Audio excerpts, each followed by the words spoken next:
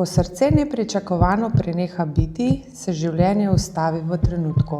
V Sloveniji vsako leto približno 1700 ljudi doživi srčni zastoj, od tega preživi le približno 13% tistih, pri katerih smo pričeli z oživljanjem. Prav zato je ključno, da znake srčnega zastoja prepoznamo takoj, začnemo izvajati učinkovite stise prsnega koša in čim prej pokličemo pomoč. Ob svetovnem dnevu oživljanja smo se o tem, zakaj šteje vsaka sekunda in kako lahko prav vsak od nas reši življenje, pogovarjali s sokrajanom Dejanom Cvetežarjem, preživelim po srčnem zastoju. O reševanju ne vem nič. Jaz, kar se spomnim v bolnici, po umetni komi, ko sem se zbudil.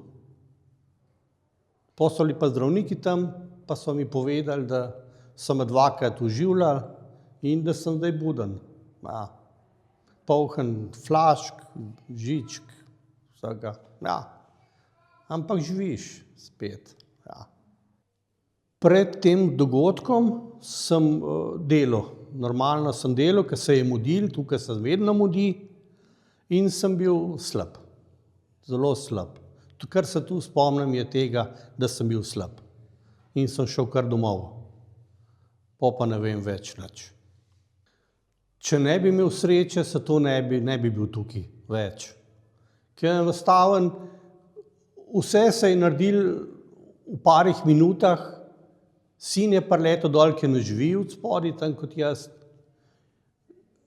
In še medicinci. Tu je bilo vse izredno hitro. Če jih ne bi bilo enega, drugega ali tretjega, mene ne bi bilo. Ko si v bolnici, pa imaš dovolj časa za razmišljati, pol veš, da če si že preživel, da moraš en par stvari spremeniti. Stres je težko izvzeti ven, tukaj da je enostaven, tudi stres, pa še malo več telovadbe, športa, bo treba malo zamenjati, da bo več športa, pa manj stresa. Razmišljaš vedno, ko jih vidiš, ampak pri sebi pa nisem se nikoli vprašal, kaj bi se naredili, kaj bi se naredil meni, če jih ne bi bilo ta pravi čas.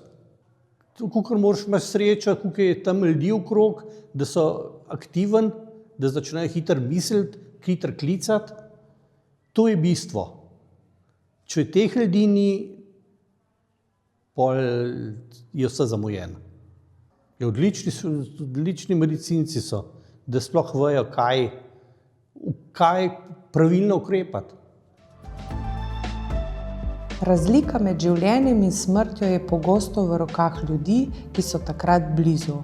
To je zgodba s srečnim koncem, zahvaljujoč hitremu nudenju prve pomoči s strani svojca in bližine ekipe nujne medicinske pomoči.